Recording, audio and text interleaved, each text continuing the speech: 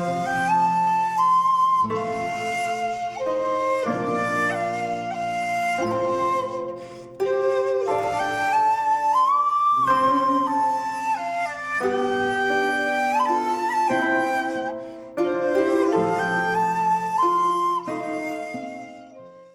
there, this is Solitude Ronan from Solitude Ronan Films, and welcome to the first episode of a new series of Neglected Gems. So this is just talking about films that I think deserve a bit more exposure and perhaps have been forgotten about a little bit. So I'm going to start with Stephen Frears' The Grifters from 1990. Which, strangely enough, is spine number 1 in the 101 Black Labels collection. So that's a pretty good one to start episode 1 of Neglected Gems. This is a kind of interesting film, but you can see why it perhaps didn't do that well at the box office. It was produced by Scorsese and his then wife Barbara DeFina. Don't know whether he's actually still married to Barbara DeFina. And I think at some point he was going to perhaps direct it, but it was in between The Last Temptation of Christ and Goodfellas, so he just produced it, and he does do a voiceover. He's got like 2 sentences at the start of the film. It was made in 1990, the same year as Miller's Crossing, which also mentions grifters in passing, which is essentially a slang for con artists, whether it's short con or long con. This was based on Jim Thompson's book of the same name, and it's quite a it's a modern noir, even though there's lots of sunshine, and obviously it's in colour. But because Stephen Frears directed it, who was always a kind of Hollywood outsider. I mean, he started, his debut film was Gumshoe, Albert Finney, which is a film that I really like. And then he did The Hit, but he did lots of TV work. And then he did My Beautiful Laundrette and Prick Up Your Ears.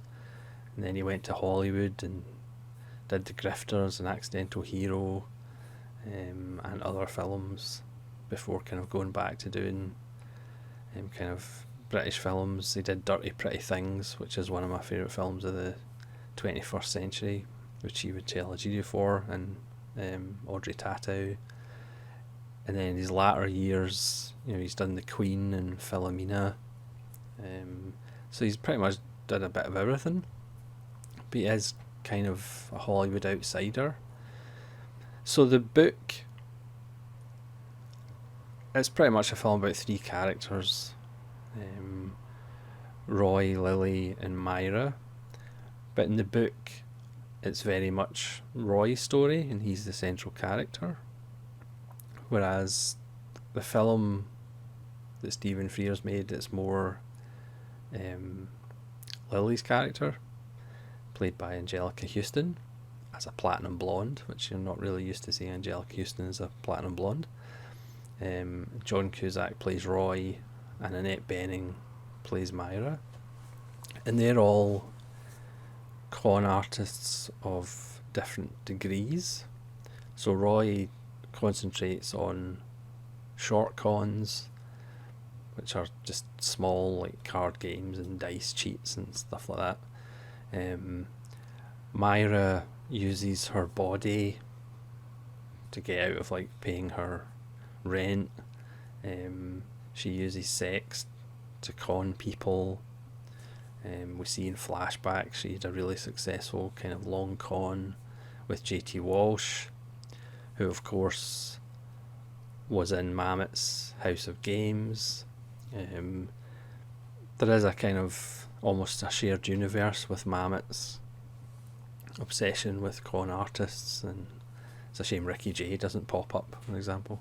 But again, the focus of the film rather than the book is Lily, Angelica Huston's character, because she is owed a debt to the mob in some way. We don't really know why, but she works for the mob, and she does kind of cons at racing tracks, but she's also skimming from her mob boss, who is played by, I can't actually remember his name off the top of my head, but he's a guy who never really plays heavies, but he's really threatening in this. So when she makes a mistake, there's a really tense and brutal scene involving a towel and some oranges and a cigar, which is really threatening and nasty. But Lily is Roy's estranged mother, and she's trying to get him out of the game, and Myra is hooked up with him, and she wants him to get involved with her in doing the long con that brought her so much success with JT Walsh's character, who is now in a hospital for the criminally insane. So you can kind of see why this film wasn't a smash hit, because one, it's more a character study. Again, if it had been directed by somebody else, it would have perhaps been more about the cons and crime and stuff, but Stephen Frears is more interested in people, so it's about the characters. And also, if you're expecting the film to be Ocean's 3, it's not that. There's no big central heist or big central con. We see in flashback some cons that the three characters have done. During their journey, we see Roy doing some short cons, like on sailors with a rigged dice and like a magnet up his arm. So there's no central con in the film. So again, if you're looking for Ocean's 12 and a half, it's not that film. It's pretty much all character. There are some kind of bursts of violence which are handled very well in the way violence should be handled. It's kind of nasty and abrupt and messy.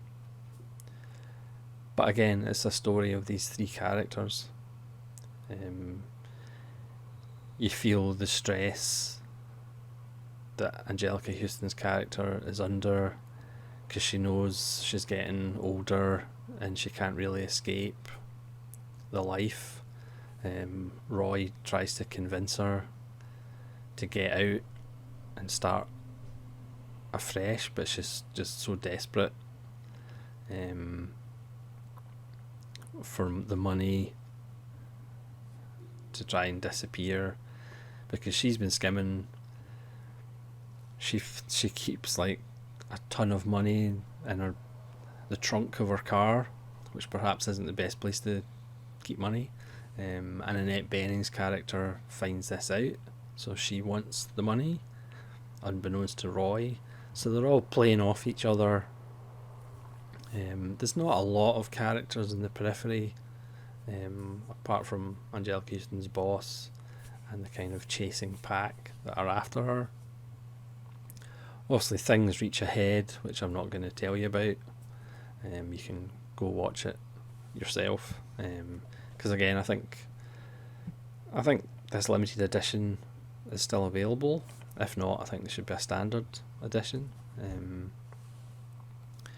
It does look beautiful in Blu-ray. Again, it's a modern noir, and one of the reasons that the modern noirs perhaps aren't as good as the classic film noirs is because they are in colour.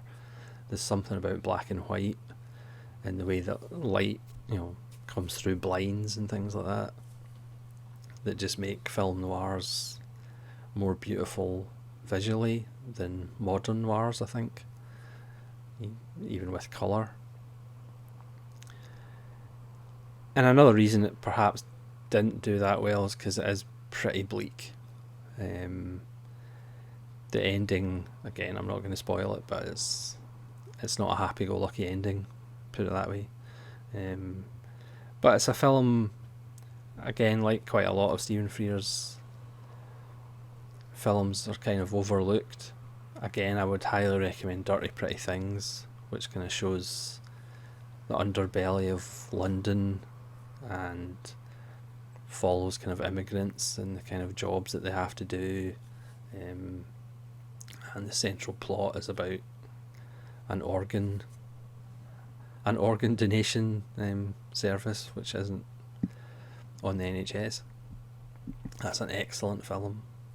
And Grifters is very good as well. Again, if you're looking for action and exciting heist stuff and cons, and this isn't the film, and I think that's perhaps one of the reasons it didn't do that well, and one of the reasons it's kind of been forgotten about or neglected. But it is a little gem. Again, Angelica Huston's fantastic in it. She is kind of contained, and you can feel the weight on her, because she never really has time to relax. She's always thinking about getting out from under or the debt that she's owed. John Cusack is very good. And Annette Bening, granted she does take her clothes off quite a bit, but again, that's just who her character is, because that's how she manipulates men. But she's very good as well. Again, it would be interesting to see if it was directed by somebody else, how perhaps it would have been more like the book and Roy would be the central figure. But it's a really interesting take by Stephen Frears, and it's just a well-made, well-acted little film.